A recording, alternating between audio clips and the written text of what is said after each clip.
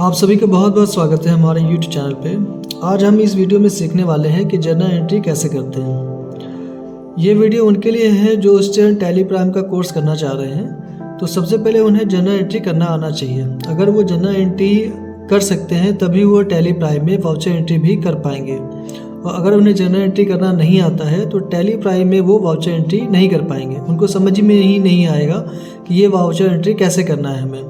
तो सबसे पहले हमें जर्नल एंट्री समझ में आना चाहिए कि जर्नल एंट्री को हम कैसे करते हैं, कौन सा अकाउंट हमारा डेबिट होगा, कौन सा अकाउंट हमारा क्रेडिट होगा। तो ये चीज़ें आपको पता होनी चाहिए, ये बेसिक चीज़ें हैं। तो आज इस वीडियो में हम यही सीखने वाले हैं कि जर्नल एंट्री हम कैसे करेंगे। तो चलिए वीडियो को स्टार्ट करते हैं। सबसे पहले हम जर्नल एंट्री के रूल्स को हम समझ लेते हैं। तो जर्नल एंट्री के रूल्स हमारे दो हैं। पहला है यदि हम पेमेंट ले रहे हैं तो हमारा अकाउंट डेबिट होगा और जिसे हम जर्नल एंट्री में DR से दिखाएंगे। पहला तो ये रूल्स है। और दूसरा रूल्स ये है यदि हम पेमेंट दे रहे हैं। देखिए दोनों ही चीज़ें अलग अलग है। पहले वाले में था यदि हम पेमेंट ले रहे हैं तो हमारा अकाउंट डेबिट होगा और इसे हम जर्नल एंट्री में DR से दिखाएंगे। और दूसरा रूल्स है हमारा यदि हम पेमेंट दे रहे हैं, यदि हम किसी को पेमेंट दे रहे हैं तो हमारा अकाउंट क्रेडिट होगा जिसे हम जर्नल एंट्री में CR से दिखाएंगे। ठीक है, तो आई थिंक ये आपको क्लियर हो गया होगा। एक सिंपल सी बात है, यदि आप किसी को पेमेंट कर रहे हो, ठीक है, तो वहाँ पे दो अकाउंट इन्वॉल्व होगा। पहला एक तो आप जो पैसा दे रहे हो और दूसरा जो पार्टी पैसा ले रही है। तो आपने दोनों ही अकाउंट को पहले वहाँ पे हमने नोट कर लेना है कि कौन पैसा दे रहा है और कौन पैसा ले रहा है। ठीक है, उसके बाद ये हम देखेंगे कि आपने दूसरी पार्टी को आपने नहीं ध्यान देना है कि वो पार्टी पैसा दे रही है या ले रही है। आपने सिर्फ अपने आप को ध्यान में रखना है कि आप पैसा दे रहे हो या आप पैसा ले रहे हो। ठीक है, सपोज आप किसी को पेमेंट कर रहे हो तो यहाँ पे लिखा हुआ है कि यदि आप पेमेंट दे रहे हैं तो आपका अकाउंट क्या होगा, क्रेडिट, जिसे हम CR से दिखाएंगे। अब आप पेमेंट किसी को कर रहे हो तो आपका अकाउंट क्या हो जाएगा, CR हो जाएगा।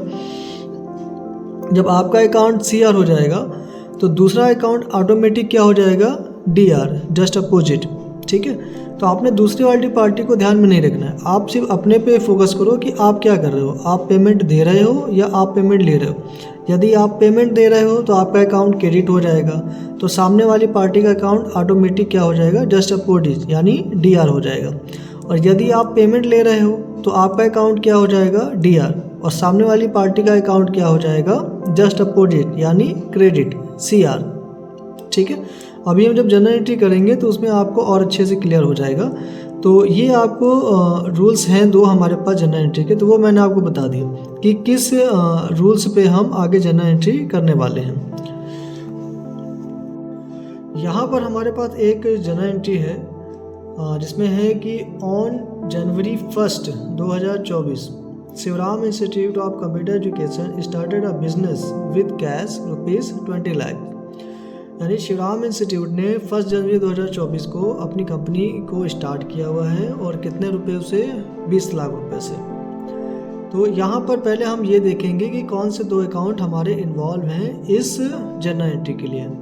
तो पहला अकाउंट कौन सा होगा, कैश, क्योंकि यहाँ पे लिखा हुआ है कि विद कैश, कैश से इन्होंने बिजनेस को स्टार्ट किया। तो पहला तो हमारा कैश अकाउंट हो गया। अब दूसरा अकाउंट क्या कौन सा होगा, दूसरे अकाउंट के लिए यहाँ पे कुछ भी नहीं लिखा हुआ है। Shivram Institute of Computer Education started a business.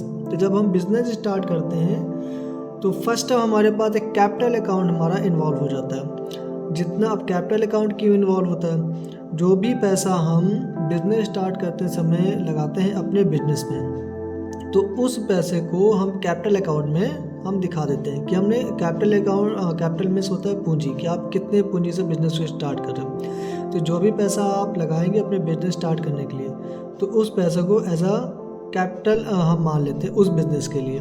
ठीक है, तो यहाँ पर जब हम कैपिटल अकाउंट पूरे जर्नल एंट्री में एक ही बार इन्वॉल्व होगा, वो भी कब होगा, जब आप बिज़नेस स्टार्ट कर रहे हो। यदि आप बिज़नेस को स्टार्ट कर रहे हैं, ठीक है, तो आप ये क्लियर समझ जाइए कि यहाँ पे कैपिटल अकाउंट इन्वॉल्व होगा ही होगा। ठीक है, पहली चीज़। दूसरी चीज़, कैपिटल अकाउंट हमेशा क्या होगा, क्रेडिट होगा हमेशा ही। अगर कैपिटल अकाउंट है तो वो क्रेडिट ही होगा, यानी उसे हम CR से ही दिखाएंगे। ठीक है, तो यहाँ पर हमारे पास 2 अकाउंट है, पहला है कैश अकाउंट और दूसरा है कैपिटल अकाउंट।